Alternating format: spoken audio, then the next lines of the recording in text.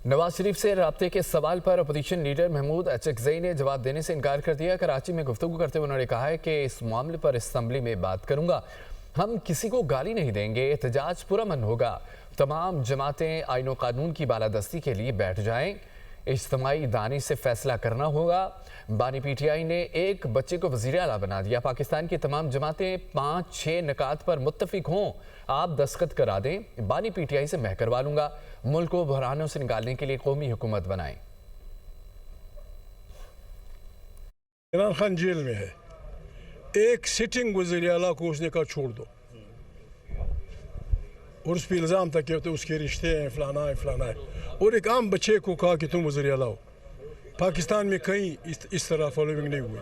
हमने इस मुल्क से मोहब्बत की, हम इसके लिए लड़े, हम इसके लिए उठे हैं। सिंधी, बलोच, पश्तून, पंजाबी, हर एक कि बाबे यहाँ हुक्मरानी होगी तो आवाम की हुक्मरानी होगी। पाकिस्तान की तमाम पार्टियाँ